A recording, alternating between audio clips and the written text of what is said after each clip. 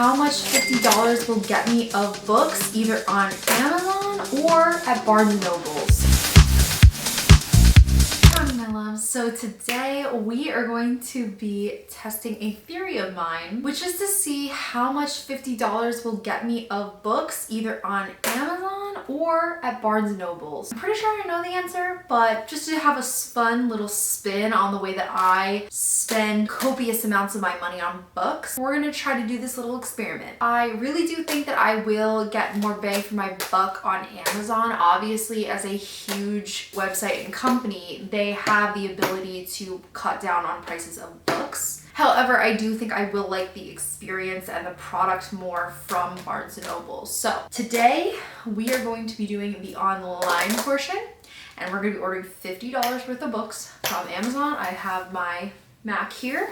Also, I'm trying to decide if I should do paperback or hardcover, if I should mix and match, exclude one or the other, because obviously hardback is more expensive than paperback. This is so exciting! What books do I want to get? Ooh, this is so exciting. Should I just go on my Amazon wish list? I do have a book wish list, which I will attach below. So on my wish list, I have The Remnant Chronicles. So I read Dance of Thieves, and I put book number 2 and the prequel series on here. I don't think I'm gonna spend that because I don't want to blow all my money on one series. I think I'm looking for standalones really, or one portion of a series if I like already read something in the series. I have The Martian, I have Springtide, which I heard is like a really cute romance. One Dark Window by Rachel Gillig. Let me see if anything is catching my fancy. Ooh, should I get Mile High? Okay, but why is it so expensive? Paperback that I'm looking at is $16.19. Oh, that's why. It says best of #book talk. I mean, I love book talk. It's a great use of the platform. It really did revitalize like reading in general and the market of reading in books. So I will never fault book talk for that, but it hikes up the prices of the books that are deemed book talk. We're gonna add that to cart. One of my best friends is actually reading this right now, and she says she thinks I'd really like it. And I've been meaning to read it for a very long time, so we're just gonna add that to cart. Ooh, I've been wanting to read Wild Love by Elsie Silver for a very long time because so many people say this book is fantastic. I read Elsie Silver's The Chestnut Spring series, and this is like a spin-off of that. Read of so many people who gave this 5 stars, including Destiny Sidwell, who like I trust with my life. So we're gonna add this to the cart. Oh my god, I really want to read Just for the Summer. That is by Abby Jimenez. I haven't read any of her books, but again, this is like an author that I have heard is so good. Hardcover is $27, the paperback is $8.99. I'm gonna go with the paperback. Add to cart. Oh my god, it's like Christmas. Do I want to go into the Boys of Tommen series? I've heard so much about it. Binding 13 is the first one. I heard such good things about this. And you know what else I'm noticing about me? I haven't ordered any fantasy books yet. These are all romance books. Right now, I'm actually reading 2 fantasy books. The first one is Once Upon a Broken Heart, which is by Stephanie Garber. It's the spin-off of Caraval. I actually reviewed and did a reading vlog for the entire Caraval series, which I'll link up above. I'm also reading This book is so irrelevant that I don't even remember the name of it. It's called Flamefall. But I'm reading those 2 fantasies, and maybe I'm just fantasied out. I've been in a reading slump, but maybe I just need like a romance to jumpstart myself. I'm gonna add the Boys of Tommen series, Binding 13 being the first one. Ooh, okay, we're close to the edge. All right, so here's where we have to make a decision. I have 4 books in my cart. The most expensive one is Mile High, which is $16.19. Now, if I get rid of that, I might be able to squeeze 2 books in my cart. Would it be kind of deranged to order a physical copy of Haunting Adeline? I haven't read it yet. It's on my TBR, I promise. And I'm gonna stick with my original 4. Adding to cart, my final total is $48.65, and I bought 4 books. Gonna be honest, I really thought that I'd be able to eke out 5 books, but considering that these are pretty high quality books, some of them new releases, we are done ordering from Amazon. We're gonna go shopping at Barnes & Noble. Good morning, hi. Yesterday you watched me order a bunch of books off of Amazon, and today I am going to be going to Barnes & Noble. So I went to work this morning. I have a couple hours until I have to pick up my sister. We are gonna go to Barnes & Noble's to spend $50 to see what I can get. Can you please admire my You Vex Me shirt? I'm full on Bridgerton mode.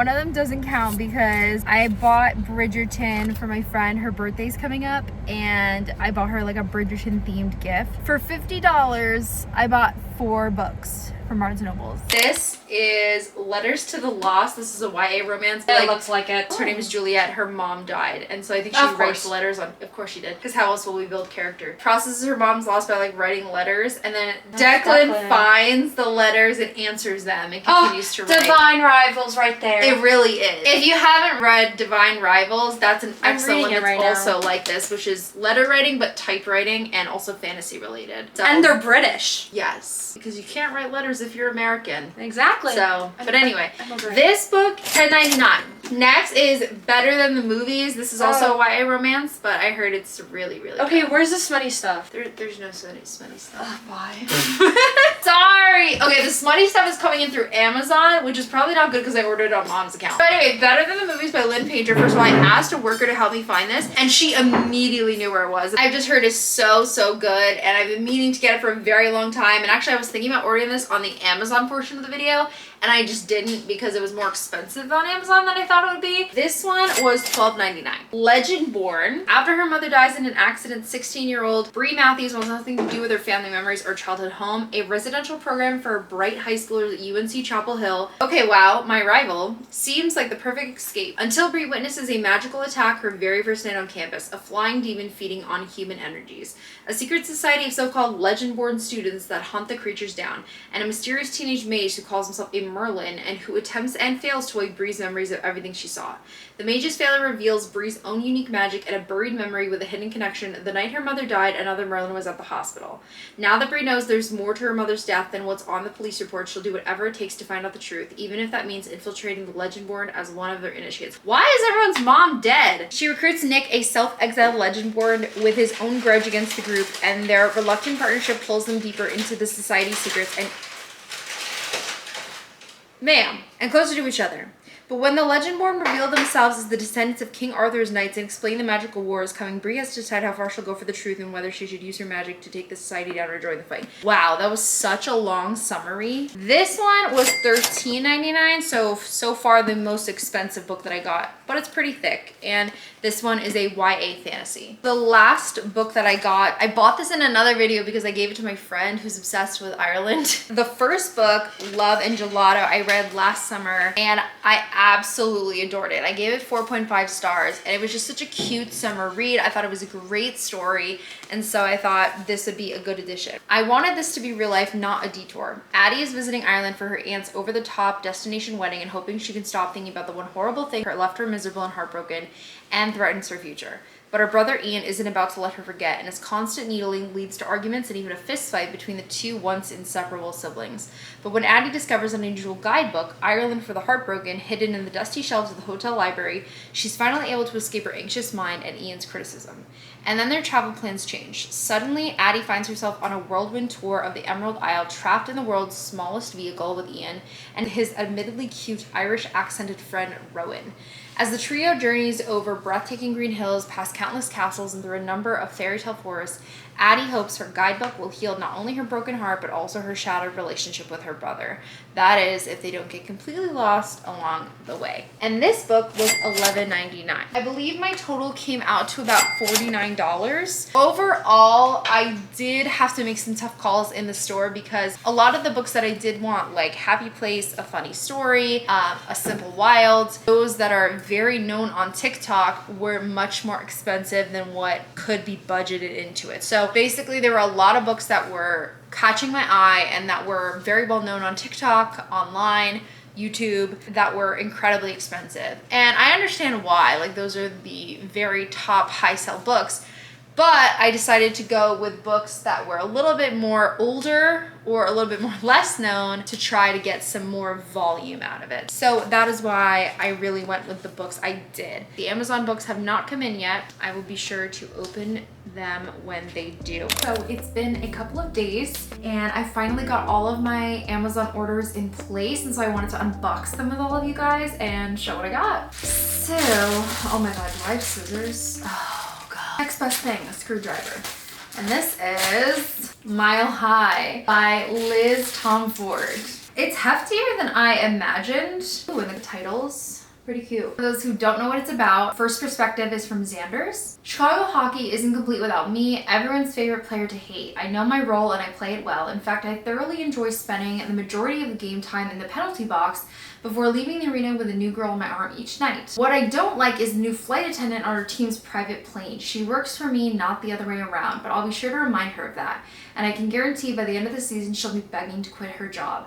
But every road trip blurs the lines and I can't quite figure out if I keep pushing that flight attendant call button in order to push her buttons or if it's more than that. And then we have Stevie. I've been a flight attendant for years. I thought I'd see it all, but when my new job lands me on board working for the most egotistical and self-righteous diva in the NHL, I start to second guess everything, including the promise I made to myself of never hooking up with an athlete again, no matter how annoyingly tempting he may be. Evan Xanders is unfiltered, unapologetic, and too attractive for his own good. He loves his image, but I hate everything about it, everything but him. Sounds like a dislike to lovers / hockey romance, and I haven't read hockey romance in a really long time. Second two books that I got, Just for the Summer by Abby Jimenez. I've heard really good things about her, like just in general. I have a couple of her other books that I just haven't gotten to. The summary goes, when it comes to love, Emma is cursed. Every guy she dates finds his true love after they break up. That would be my villain origin story. But it turns out she's not the only one afflicted with this condition. His name is Justin, and his Reddit thread about being love's good luck charm has gone viral. Now the two have come up with an ingenious plan. If they date each other, their curses will cancel out and they'll go find their soulmate. Only Justin wasn't supposed to be so unbelievably cute and hilarious. But when Emma's toxic mother shows up and Justin has to assume guardianship of his 3 siblings, they're suddenly navigating a lot more than they expected, including catching real feelings. Has fate finally brought the perfect pair together, or will their cure be way more hazardous than the cure itself? That's pretty cute. I like that a lot. I'm excited to read that. We also have Wild Love, Elsie Silver. She's been driving him wild for years, the good kind of wild, the bad kind of wild. Forbes may have labeled Ford Grant the world's hottest billionaire. Okay, I forgot that this was a billionaire romance. But all he cares about is escaping the press and opening a recording studio in gorgeous small town Rose Hill. Something that comes to a screeching halt when he ends up face to face with a young girl who claims he's her biological father. Now he spends his days balancing business with parenting a sullen 12-year-old, all while trying desperately to keep his hands the hell off his best friend's sister, Rosie Belmont. After living in the city, Rosie came blasting back into town like a storm, beautiful, messy, and chaotic, and one wide-eyed, desperate plea for a job is all it takes for Ford to hire her. He vows to keep her at arm's length, tries to stick to scowls and grumpy one-liners, but with her, verbal sparring is a type of foreplay, friction that soon turns to blistering heat. Ford knows damn well he shouldn't cross this line, but shouldn't and can't are two different things, and the only thing he truly can't do is resist her. That's pretty cool. Single parent tropes.